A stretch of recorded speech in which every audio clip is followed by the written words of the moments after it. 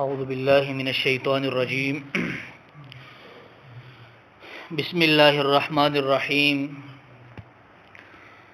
وَإِلَىٰ عَادٍ أَخَاهُمْ هُودًا، اور قوم عاد کی طرف ہم نے بھیجا ان کے بھائی ہود علیہ السلام کو۔ قال، انہوں نے کہا، یا قوم اعبدوا اللہ، اے میری قوم ایک اللہ کی عبادت کرو، ما لکم من الہ غیرہ، اس کے علاوہ تمہارا کوئی معبود نہیں ہے، افلا تتقون، کیا تم ڈرتے نہیں ہو؟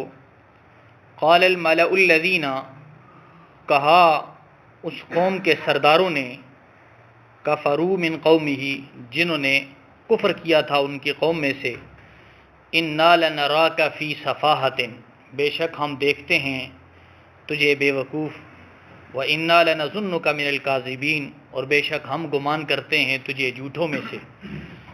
قال، ہود علیہ السلام نے فرمایا، یا قوم، اے میری قوم، لیس بی سفاہۃ، میں بے وقوف نہیں ہوں، ولیکنی رسول من رب العالمین، میں رب العالمین کی طرف سے رسول بنا کر بھیجا گیا ہوں، ابلغکم رسالات ربی، تاکہ پہنچاؤں تمہارے پاس تمہارے رب کا پیغام، وَأَنَا لَكُمْ نَاصِحٌ، میں تمہارے لیے خیر خواہ بھی ہوں، امین، امانت دار بھی ہوں۔ گزشتہ درسوں سے انبیاء کی تاریخ کا سلسلہ شروع ہے۔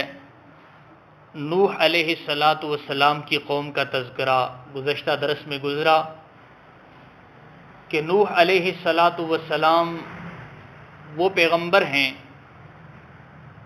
کہ سب سے پہلے جن کی قوم نے شرک کیا تھا۔ آدم علیہ السلام اور نوح علیہ السلام کے درمیان 1000 سال کا عرصہ ہے۔ اتنے عرصے میں اور بھی نبی آئے ہیں، لیکن سب سے پہلے جس قوم نے شرک کیا، جو قوم شرک میں مبتلا ہوئی، وہ نوح علیہ السلام کی قوم ہے۔ نوح علیہ السلام کی قوم، نوح علیہ السلام نے انہیں سمجھایا، اتنا سمجھایا کہ خود نوح علیہ السلام فرماتے ہیں، رب انی دعوت قومی لیلا و نہارا، اے میرے رب میں نے ان کو صبح شام سمجھایا ہے، اور پھر 950 سال، 1 سال 2 سال کی بات نہیں ہے، 950 سال، 9 صدیاں ان کو سمجھایا ہے، لیکن ان کو سمجھ نہیں آئی۔ 950 سال نوح علیہ السلام کی محنت ہے، اور قوم میں سے صرف 80 یا 82 مسلمان ہوئے ہیں، اور نوح علیہ السلام کو انہوں نے بڑی تکلیفیں پہنچائیں، بڑا ستایا۔ جب نوح علیہ السلام کو اللہ رب العزت کی طرف سے یہ حکم ہوا کہ لن یؤمن من قومک الا من قد آمن، یعنی آپ کی قوم میں سے جو ایمان لا چکے ہیں وہ لا چکے ہیں، اس کے بعد اور لوگ ایمان لانے والے نہیں ہیں۔ جب یہ حکم آیا تو نوح علیہ السلام نے ہاتھ اٹھا کر اللہ سے دعا کی، رب لا تذر علی الارض من الکافرین دیارا، اے میرے رب اس کائنات کے دھرتی پر کسی کافر کو زندہ نہ چھوڑ۔ آخر 9 صدیاں گزر چکی ہیں نوح علیہ السلام کو سمجھاتے ہوئے، صبح اور شام سمجھا رہے ہیں، لیکن قوم طرح طرح کی اذیتیں، طرح طرح کی تکلیفیں دے رہی ہے۔ نوح علیہ السلام کے ہاتھ اٹھے، رب لا تذر علی الارض من الکافرین دیارا، اے رب اس زمین پر کسی کافر کو نہ چھوڑ۔ اللہ نے عذاب بھیجا، زمین سے بھی پانی نکلنے لگا، آسمان سے بھی پانی برسنے لگا۔ مفسرین نے فرمایا ہے کہ یمن کا ایک علاقہ ہے، وہاں سے ایک تندور تھا، وفارت تندور، جہاں سے پانی ابلنے لگا، پوری دنیا کے اندر پانی پانی ہو گیا، بڑے بڑے پہاڑ پانی میں ڈوب گئے، 6 ماہ تک پانی رہا۔ نوح علیہ السلام نے بہت بڑی کشتی بنائی تھی، بہت بڑی کشتی، جس پر یہ سارے ایمان والے سوار ہو گئے، اور کچھ جوڑے بھی جانوروں کے۔ 6 ماہ تک یہ کشتی تیرتی رہی، اور 6 ماہ کے بعد واستوت علی الجودی، جودی پہاڑ پر یہ 6 ماہ کے بعد کشتی رکی۔ تو نوح علیہ السلام کی ساری کی ساری قوم جو ہے، جنہوں نے کفر کیا، وہ غرق ہو گئی، حتیٰ کہ نوح علیہ السلام کا بیٹا تفصیل کے ساتھ پچھلے درس میں آپ نے سنا ہے. تو ساری قوم ہلاک ہو گئی. پھر آگے جو نسل چلی ہے نوح علیہ السلام کے 3 بیٹوں سے چلی ہے، حام، سام، یافس. ایک تو بیٹا جو تھا وہ تو پانی میں ڈوب گیا، کافروں کے ساتھ ہو گیا، جس کو نوح علیہ السلام نے فرمایا تھا وَلَا تَكُن مَعَ الْكَافِرِينَ، کافروں میں سے نہ ہو، ارکب معنا، ہمارے ساتھ سوار ہو جا. تو باقی جو 3 بیٹے تھے ان سے آگے نسل چلی، حام، سام اور یافس. تو یہی جو نسل چلی ہے اس سے آگے جا کر کچھ عرصے کے بعد اللہ رب العزت نے زمین میں قوم عاد کو جو ہے وہ بسایا. تو جتنے بھی نبی آئے یہاں ابتدا کے اندر آپ نے سنا وَإِلَىٰ أَرْسَلْنَا، پچھلے رکوع کے اندر لَقَدْ أَرْسَلْنَا نُوحًا إِلَىٰ قَوْمِهِ، نوح علیہ السلام کو ہم نے بھیجا ان کی قوم کی طرف. فَقَالَ يَا قَوْمِ اعْبُدُوا اللَّهَ، انہوں نے کہا اے میری قوم ایک اللہ کی عبادت کرو. مَا لَكُم مِّنْ إِلَٰهٍ غَيْرُهُ، اس کے علاوہ تمہارا کوئی الہ نہیں ہے.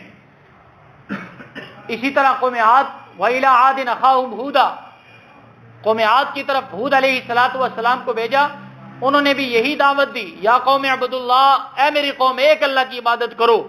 ما لکم من الہ غیرہ، اس اللہ کے علاوہ کوئی تمہارا الہ نہیں ہے. وَإِلَىٰ ثَمُودَ أَخَاهُمْ صَالِحًا، قوم سمود کی طرف صالح علیہ السلام کو بھیجا یا قوم اعبدوا اللہ، انہوں نے بھی کہا اے میری قوم ایک اللہ کی عبادت کرو. ما لکم من الہ غیرہ، اس اللہ کے علاوہ کوئی تمہارا معبود نہیں ہے، کوئی عبادت کے لائق نہیں ہے، کوئی حاجت روا اس اللہ کے علاوہ نہیں ہے. وَإِلَىٰ مَدْيَنَ أَخَاهُمْ شُعَيْبًا، قوم مدین کی طرف شعیب علیہ السلام کو بھیجا، انہوں نے بھی یہی کہا یا قوم اعبدوا اللہ، اے میری قوم ایک اللہ کی عبادت کرو. ما لکم من الہ غیرہ، اس اللہ کے علاوہ کوئی عبادت کے لائق نہیں ہے، کوئی الہ نہیں ہے. یہ سارے انبیاء کی بنیادی دعوت ہے.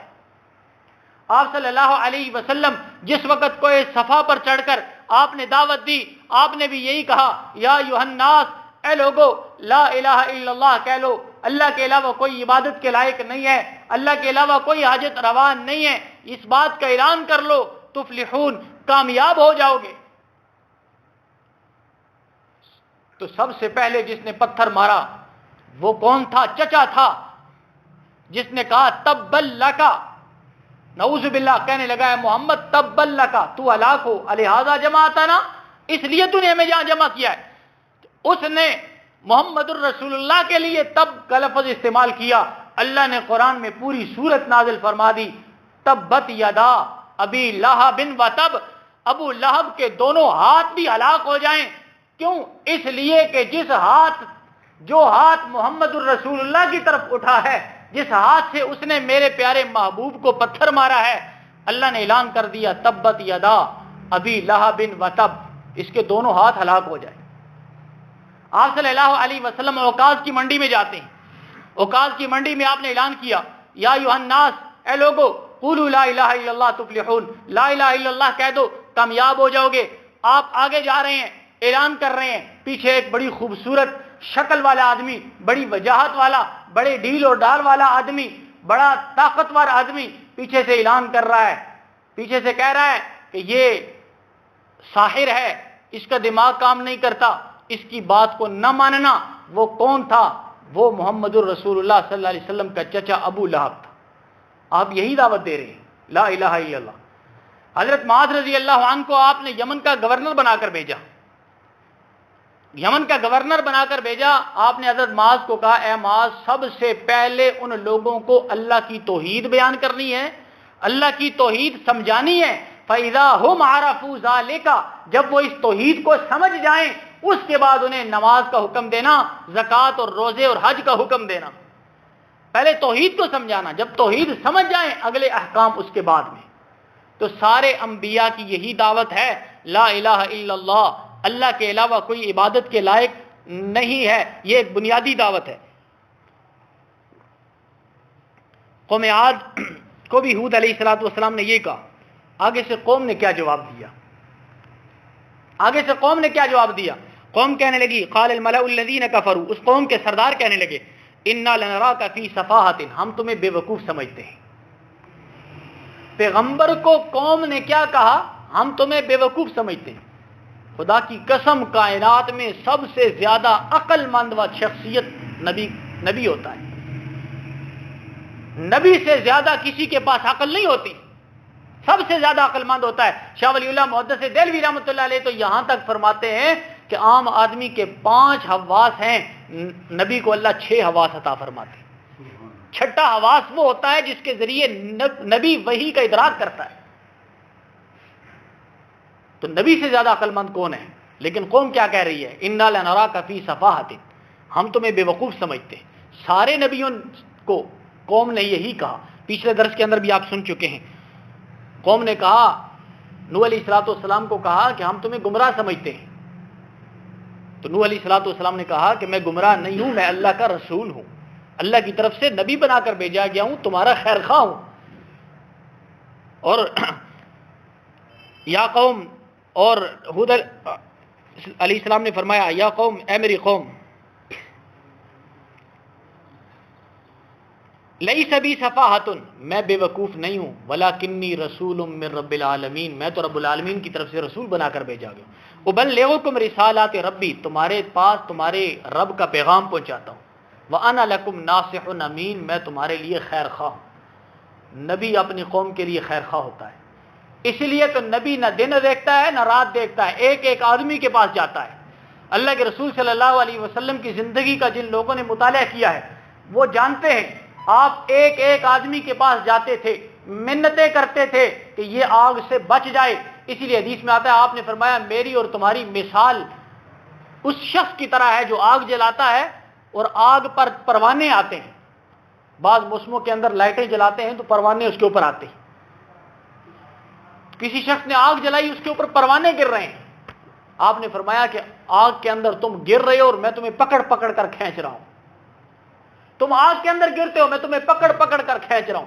اس لیے تو اللہ کو بار بار تسلی دینی پڑی. ما انزلنا علیک القرآن لتشقی، اے میرے پیارے محبوب، ہم نے قرآن اس لیے نازل نہیں کیا کہ آپ مشقت میں پڑ جائیں. آپ کیوں اتنا مشقت میں پڑ جاتے ہیں؟ لعلک باخع نفسک، شاید کہ آپ اپنے آپ کو ہلاک کر دیں گے.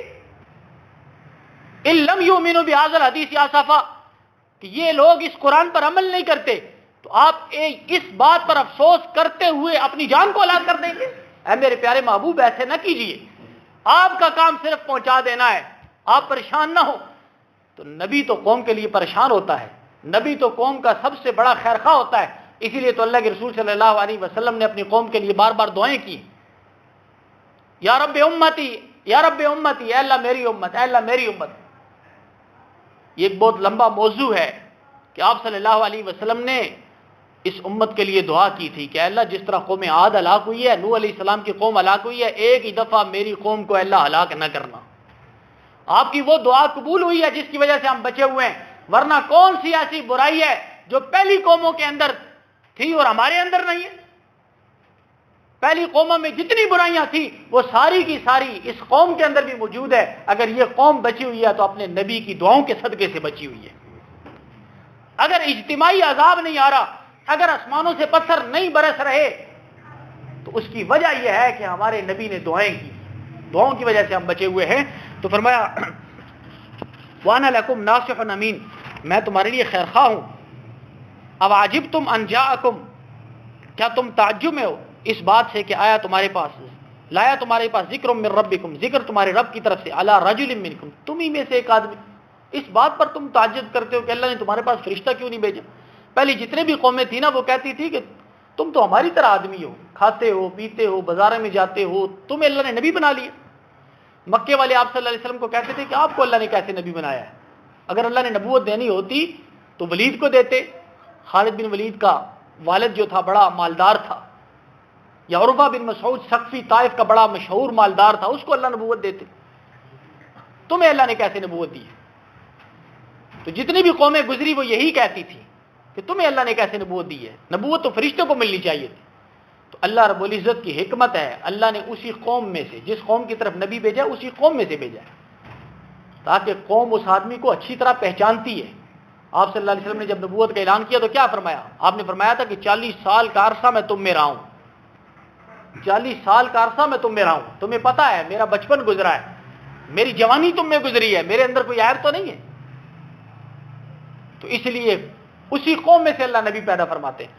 تو فرمایا وَاذْكُرُوا، یاد کرو تم، اذ جعلکم خلفاء، جب ہم نے تمہیں خلیفہ بنایا، من بعد قوم نوح، نوح علیہ الصلوۃ والسلام کے بعد اس زمین کا خلیفہ بنایا، وزادکم فی الخلق بسطا، اور زیادہ کیا پیدائش کے اندر تمہیں، بعض کہتے ہیں طاقت کے اندر تمہیں زیادہ کیا.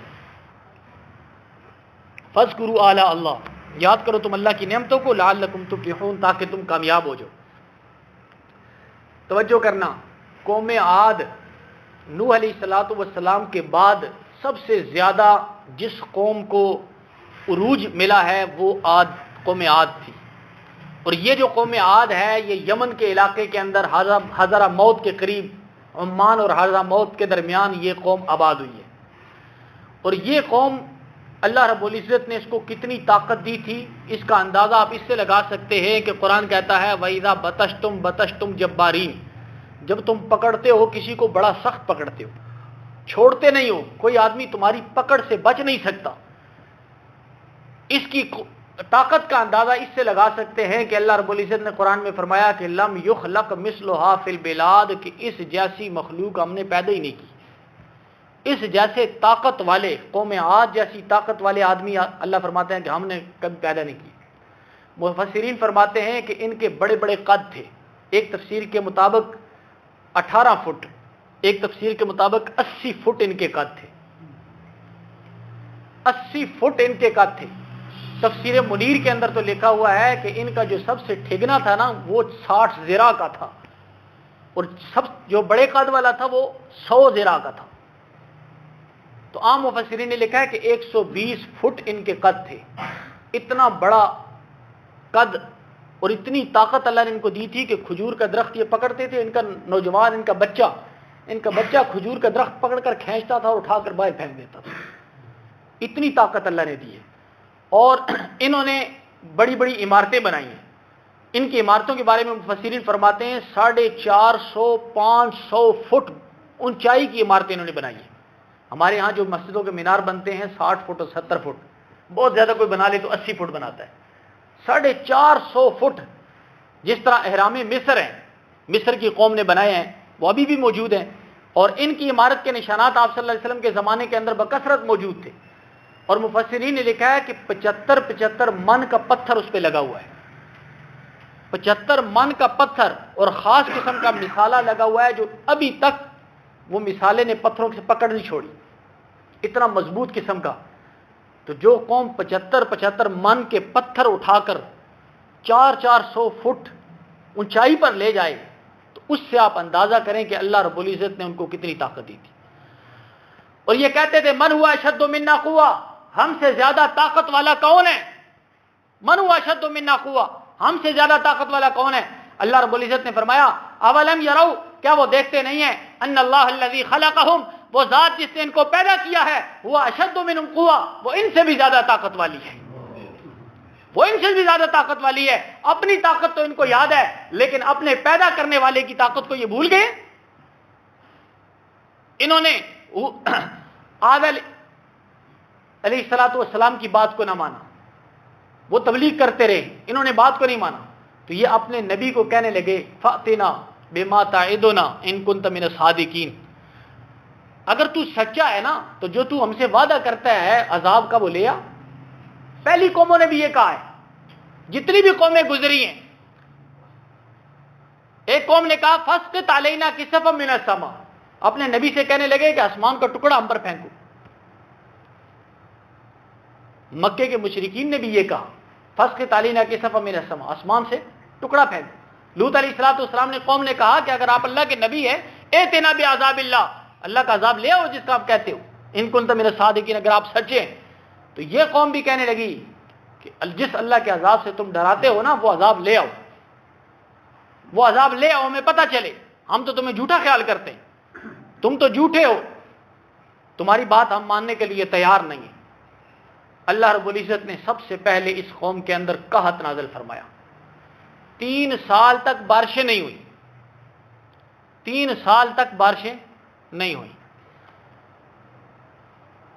بھوک کی وجہ سے یہ لوگ مرنے لگے. اتنی گرمی کہ تہخانوں کے اندر جانے لگے. گرمی انہوں نے بعض مفسرین نے ایک واقعہ لکھا ہے، وہ فرماتے ہیں کہ انہوں نے اپنی قوم کا ایک وفد بھیجا مکہ کے اندر، جاؤ دعا کرو اللہ تعالیٰ سے کہ بارش ہو جائے۔ پہلے بھی جتنی بھی قومیں ہیں ان کو کوئی اہم کام پیش آتا تو مکے کے اندر وہ وفد بھیجتے تھے، وہاں جا کر وہ وفد دعا کرتا تھا۔ انہوں نے بھی ایک وفد بھیجا، لیکن اس وقت مکہ جو ہے طوفان نوح کی وجہ سے مکہ کی عمارت، خانہ کعبہ کی عمارت جو ہے وہ ختم ہو چکی تھی، لیکن وہ جگہ باقی تھی، لوگ وہاں طواف بھی کرتے تھے، وہاں دعائیں کرنے کے لیے بھی لوگ آتے تھے۔ انہوں نے ایک وفد بھیجا 70 آدمیوں کا، جاؤ جا کر خانہ کعبہ میں جاؤ، وہاں جا کر اللہ تعالیٰ سے دعا کرو، 3 سال گزر چکے ہیں، بارش نہیں ہو رہی، قحط آ گیا ہے، فصلیں نہیں ہو رہی۔ وہ وفد وہاں سے آیا تو مدینہ کے اندر ایک آدمی رہتا تھا غالباً جس کا نام سعد بن یزید تھا، اس کے ساتھ ان کے تعلقات تھے مکہ کے اندر، تو ان کے گھر آ کے ٹھہرے۔ جب ان کے گھر ٹھہرے اس آدمی نے بڑی مہمان نوازی کی، بڑے کھانے اور شرابیں، اور اتنی مہمان نوازی کی کہ یہ جو لوگ آئے تھے نا ایک اپنے آنے کا مقصد ہی بھول گئے۔ وہاں تو اتنے عرصے سے بھوکے رہ رہے تھے، جب ان کو روٹی نظر آئی اور مہمان نوازی ہوئی تو آنے کا مقصد بھول گئے۔ 1 مہینہ تک وہاں کھانے کھاتے رہے، شرابیں پیتے رہے۔ جو ان کا میزبان تھا وہ تنگ آ گیا، زبان سے تو نہیں کہہ سکتا تھا کہ یہاں سے جاؤ، اس نے جو باندیاں تھیں نا ان کو کچھ اشعار کہے، وہ اشعار تفسیروں کے اندر بڑے لمبے اشعار ہیں، ان اشعار کے اندر ان باندیوں نے غیرت دلائی کہ تمہاری قوم پیچھے مر رہی ہے، قحط سے مر رہی ہے، بھوک سے مر رہی ہے، گرمی کی شدت سے مر رہی ہے، اور تم یہاں کھانے کھا رہے ہو اور بڑے مزے اڑا رہے ہو، جس کام کے لیے آئے ہو جاؤ جا کر دعا کرو، ہو سکتا ہے اللہ تمہاری دعاؤں کو قبول کرے۔ تو ان کو غیرت ہوئی اور وہ خانہ کعبہ میں گئے۔ خانہ کعبہ میں کھڑے ہو کر انہوں نے ہاتھ اٹھائے، ہاتھ اٹھا کر دعا کرنے لگے کہ اے اللہ بارش۔ جیسے ہی انہوں نے بارش کی دعا کی 3 بادل سامنے آ گئے، سرخ، کالا اور ایک اور رنگ کا تھا، سفید سرخ کالا۔ جو کالے رنگ کا تھا نا تو کہنے لگے کہ یہ جو کالے رنگ کا بادل ہے نا یہ اس کے اندر بارش بہت زیادہ ہے، اس کے اندر بارش بہت زیادہ ہے۔ زیادہ بارش ہوتی ہے جس وقت بادل آتے ہیں تو سارا گٹا جب چھا جاتی ہے، اندھیرا ہو جاتا ہے تو بارش بہت زیادہ ہوتی ہے۔ تو انہوں نے کہا کہ آسمان سے آواز آئی ان تینوں میں سے کسی ایک کو اختیار کر لو، ان تینوں میں سے کسی ایک کو اختیار کر لو۔ انہوں نے کالے بادل کو اختیار کر لیا۔ وہ کالا بادل جو ہے وہاں سے چلنا شروع ہو گیا قوم عاد کی طرف، ان کے علاقوں کی طرف۔ جب ان کے علاقوں میں گیا، بادل کو جب دیکھا تو سارے دوڑنے شروع ہو گئے، خوش ہو گئے، ناچنے لگے، کہنے لگے ھذا عارض ممطرنا، ھذا عارض ممطرنا، یہ بادل ہے ابھی ہم پر بارش برسائے گا۔ دوڑتے ہوئے سارے کے سارے کیا بچے کیا بوڑھے تہخانوں سے نکلے، اس بادل کے نیچے اکٹھے ہونا شروع ہو گئے۔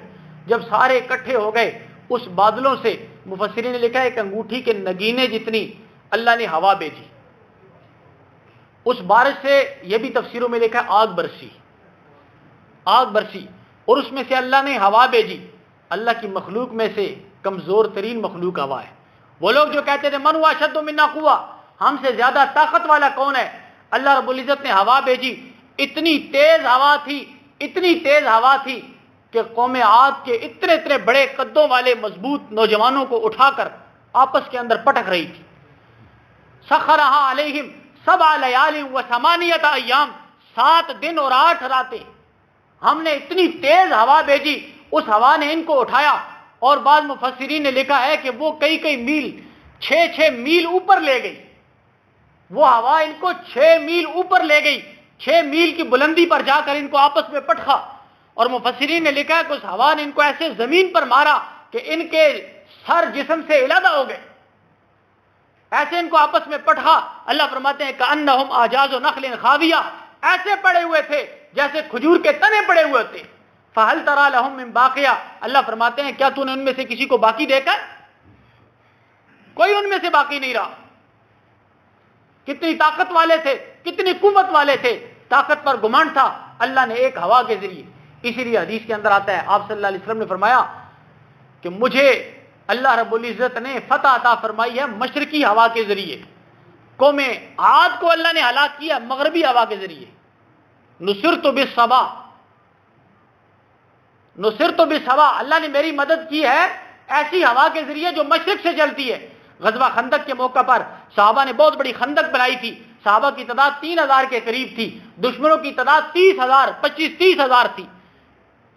صحابہ نے خندق کھودی, دشمن خندق کے اس طرف سے کافی دن لڑائی ہوتی رہی. آخر رات کے وقت اللہ رب العزت نے ایسی ہوا بھیجی کہ ان کی ہانڈیاں بھی گر گئی, ان کی سواریاں بھاگنے لگی. اتنی ٹھنڈی ہوا تھی کہ وہ لوگ بھاگ گئے. تو آپ صلی اللہ علیہ وسلم نے اس کی طرف اشارہ کیا. آپ نے فرمایا کہ نصرت بالصبا, اللہ نے میری مدد کی ہے صبا کے ذریعے. وَأُهْلِكْتُ بِالْعَادِ وَأُهْلِكْتُ بِالدُّبُورِ, اور قوم عاد کو اللہ رب العزت نے دبور جیسی ہوا سے ہلاک کر دیا ہے. بارش سے پہلے جو ہوا آتی ہے یہ بارش کی خوشخبری لے کر آتی ہے.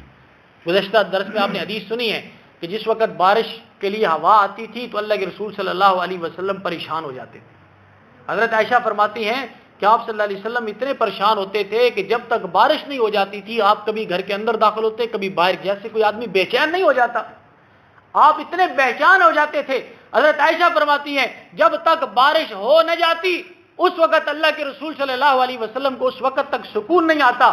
حضرت عائشہ فرماتی ہیں میں نے کہا اللہ کے رسول صلی اللہ علیہ وسلم جب ہوائیں آتی ہیں, بارشوں کی خوشخبری لے کر آتی ہیں, سارے دنیا کے لوگ خوش ہو جاتے ہیں کہ ہوا آ رہی ہے, بارش آنے والی ہے, آپ پریشان ہو جاتے ہیں. تو آپ صلی اللہ علیہ وسلم نے فرمایا عائشہ کیا پتا کہ یہ وہی ہوا نہ ہو جس ہوا کے ذریعے اللہ نے قوم عاد کو تباہ کر دیا تھا, اس لیے میں بے چین ہو جاتا ہوں. حضرت عائشہ فرماتی ہیں جب تک بارش نہیں ہو جاتی تھی اس وقت تک اللہ کے رسول صلی اللہ علیہ وسلم چین کے ساتھ نہیں بیٹھتے. تو اللہ رب العزت نے ساری کی ساری قوم کو ہلاک کر دیا. ہوا کے ذریعے اللہ نے ان کو اٹھایا اور آپس میں پٹخا, اور سارے کے سارے ایسے گرے کأنہم اعجاز نخل خاویہ, جیسے کہ کھجور کے تنے پڑے ہوتے ہیں. اللہ فرماتے ہیں فہل تری لہم من باقیہ, کیا تو نے اس میں سے کسی کو باقی دیکھا ہے؟ اور اس قوم کو سمجھاتے ہوئے بھی اللہ نے فرمایا, وما بلغوا معشار ما آتیناہم, تم تو ان کے 10ویں حصے تک بھی نہیں پہنچے, تم تو ان کے عشر عشیر بھی نہیں ہو. فکذبوا رسلی, انہوں نے میرے رسولوں کو جھٹلایا تھا. فکیف کان نکیر, دیکھو ان کا حشر کیسے ہوا, ان پر عذاب کیسے آیا. تو پہلی جتنی بھی قومیں گزری ہیں انہوں نے اپنے نبی کی بات کو نہیں مانا, تو اللہ رب العزت نے ان کو کیا کر دیا ہے, ان کو ہلاک کر دیا. تو قوم عاد ساری کی ساری جو ہے وہ ہلاک ہو گئی. تو فرمایا اللہ نے ان کو یاد دلایا وَاذْكُرُوا, یاد کرو تم اِذْ جَعَلَكُمْ خُلَفَاءَ مِنْ بَعْدِ قَوْمِ نُوحٍ, جب نوح علیہ السلام کی قوم کے بعد زمین میں ہم نے تمہیں خلیفہ بنایا تھا. وَزَادَكُمْ فِي الْخَلْقِ بَسْطًا, اور تمہاری پیدائش کے اندر بھی زیادہ کی, یعنی تمہاری خلقت بھی زیادہ کی. اور بعض مفسرین کے فرماتے ہیں بسطہ کا مطلب ہے تمہیں طاقت کے اندر بہت زیادہ کیا, تمہیں طاقت بھی دی. یاد کرو اتنی نعمتیں دی. فَاذْكُرُوا عَلَىٰ اللَّهِ, اللہ کی نعمتوں کو یاد کرو تاکہ تم کامیاب ہوگے. قالوا, وہ کہنے لگے اجئتنا لنعبد اللہ وحدہ, قوم کے لوگ اپنے نبی کو کہنے لگے کیا تو اس لیے آیا ہے کہ تو ہمیں کہے کہ ایک اللہ کی عبادت کرو. قوم کے لوگ کیونکہ بتوں کی عبادت کرتے تھے نا, جتنے بھی نبی آئے ہیں ان کو قوم نے یہی جواب دیا ہے لنعبد اللہ وحدہ, کیا ہم ایک اللہ کی عبادت کریں. وَنَذَرَ مَا كَانَ يَعْبُدُ آبَاؤُنَا, اور ہمارے باؤ و اجداد جن کی عبادت کرتے تھے, ہمارے باؤ و اجداد کا جو دین تھا, باپ دادا کا دین تھا, اس کو ہم چھوڑ دیں. اور مشرکین مکہ کے لیے بھی اللہ نے یہ فرمایا ہے کہ مشرکین مکہ بھی کہتے ہیں کہ کیا ہم باپ دادا کی دین کو چھوڑ دیں. اللہ فرماتے ہیں وَلَوْ كَانَ آبَاؤُهُمْ لَا يَعْقِلُونَ شَيْئًا وَلَا يَهْتَدُونَ, اگرچہ ان کے باپ دادا نہ کسی چیز کی عقل رکھتے ہوں نہ ہدایت پر بھی ہوں, پھر بھی انہوں نے باپ دادا کی اتباع کرنی. تو انہوں نے کہا کہ ہم باپ دادا کے دین کو چھوڑ دیں. مشرکین مکہ کو بھی جب یہ کہا جاتا تھا کہ ایک اللہ کی عبادت کرو تو بڑا ان کو غصہ آتا تھا. اشمئزت قلوب الذین, ان کے دل جو ہے وہ رونٹے ان کے کھڑے ہو جاتے تھے. یہ کیا کہہ رہے ہو, ایک اللہ کی عبادت کرے, یہ کیسا نبی ہے. اجعل الآلہۃ الہا واحدا, اتنے خداؤں کو اس نے ایک بنا دیا. یہ سارے کام ایک خدا کیسے کر سکتا ہے. لوگوں کو بچے بھی دے, بارشیں بھی برسائے, غلے بھی اگائے, سارے لوگوں کی پرورش بھی کرے, ایک خدا کیسے کر سکتا ہے. یہ کیسے عجیب نبی ہیں. اجعل الآلہۃ الہا واحدا, اتنے زیادہ خداؤں کو انہوں نے ایک بنا دیا ہے. ان ھذا لشیء عجاب, سورۃ صاد کے اندر آتا ہے ان ھذا لشیء عجاب, یہ تو بڑی عجیب بات ہے جی. ما سمعنا بھذا فی ملۃ الاخرہ, یہ بات ہم نے اپنے باپ دادا سے تو نہیں سنی تھی. ہمارے باپ دادا سے تو یہ نہیں سنی کہ ایک ہی خدا سارے کام کر سکتا ہے. یہ تو ہو ہی نہیں سکتا. اور قرآن کہتا ہے وَإِذَا ذُكِرَ اللَّهُ وَحْدَهُ، جب ان کے سامنے ایک اللہ کا ذکر کیا جائے نا، ایک اللہ، اشمئزت قلوب الذین، وہ غصے میں آ جاتے. ایک اللہ کیسے کر سکتا ہے؟ تو اس قوم نے بھی یہ کہا قالوا اجئتنا لنعبد اللہ، کیا تو آیا ہے کہ ہم ایک اللہ کی عبادت کریں؟ وَنَذَرَ مَا كَانَ يَعْبُدُ آبَاؤُنَا، اور جس چیز کی ہمارے باپ دادا جن کی عبادت کرتے تھے ان کی عبادت کو ہم چھوڑ دیں. تو اس لیے آیا ہے. یہ کیسے ہو سکتا ہے؟ حالانکہ سارے نبیوں کی یہی ایک ہی دعوت تھی. قرآن مجید کے اندر مختلف صورتوں کے اندر اللہ رب العزت نے اس مسئلے کو بیان کیا ہے مثالوں کے ذریعے. پچھلے درس میں آپ نے مثالیں سنی ہیں کہ اے لوگو، اللہ کے علاوہ جن کی تم عبادت کرتے ہو وہ تو ایک مکھی بھی پیدا نہیں کر سکتے. پوری کائنات اگر مل جائے، پوری کائنات مل جائے تو ایک مکھی بنا سکتی ہے؟ نہیں بنا سکتی. مکھی کیا، مکھی کا پر بھی نہیں بنا سکتے. یا ایھا الناس، اے لوگو، ضرب مثل، ایک مثال بیان کی جاتی ہے، فاستمعوا لہ، غور سے سنو. ان الذین تدعون من دون اللہ، جن کو چھوڑ کر تم اللہ کی عبادت، جن کو اللہ کو چھوڑ کر تم جن کی عبادت کرتے ہو، لن یخلقوا ذبابا، وہ تو ایک مکھی پیدا نہیں کر سکتے. وَإِن يَسْلُبْهُمُ الذُّبَابُ شَيْئًا، مکھی پیدا کرنا تو دور کی بات ہے، اگر مکھی ان سے کوئی چیز چھین کر لے جائے وہ تو اس کو بھی واپس نہیں لا سکتے.